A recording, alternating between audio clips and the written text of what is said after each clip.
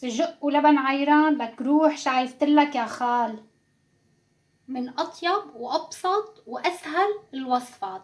إذا حابب تاكل سندويشة سجق طيبة، تعال لنشوف سوا كيف رح نحضر هالوصفة. رح نعمل أطيب وصفة سجق. للبهارات بيلزمني معلقة حلبة، ربع معلقة قرفة، ربع معلقة كزبرة يابسة، ربع معلقة كمون، ربع معلقة زنجبيل، معلقة كبيرة بابريكا، ربع معلقة بابريكا حدة وفيكم تستغنوا عنها، ربع معلقة هيل، وربع معلقة جوز الطيب، وملح. هلا هاي البهارات كلها بدي اضيفها فوق اللحمة بهالشكل هاد. بدي نزل توم، ورح ضيف معلقة خل، معلقة صغيرة خل، وهدول المكونات لازم اعجنهم بايدي بهالشكل هذا. هلا بعد ما دعكتهم منيح، شوفوا كيف صارت عندي اللحمة.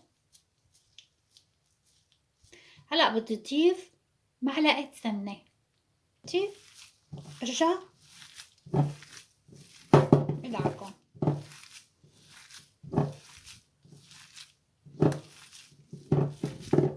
وهلا بدي غطيهم واخدهم على البراد اقل شي 3 ساعات، واذا بتخلوهم لتاني يوم تاخدوا نتيجة كتير منيحة.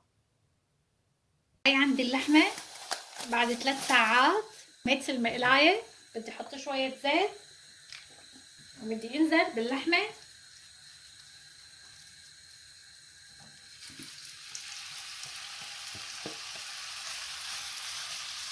روايح يا جماعة بتفزع العقل. نزلت اللحمة مشغلة النار على القوي. هلا بس بدي احط النار على الوسط حتى هون اللحمة عندي تستوي على مهلها. نزل السوائل اللي فيه.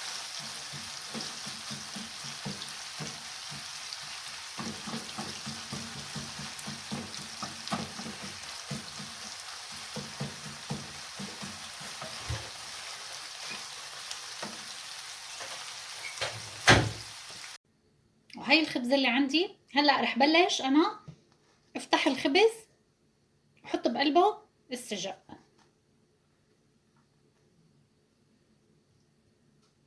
قطع مخلل، هي السجق،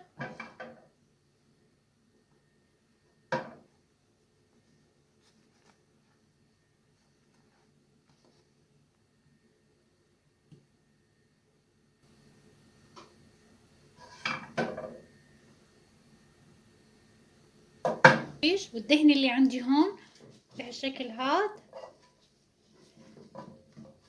مباشرة على السخان.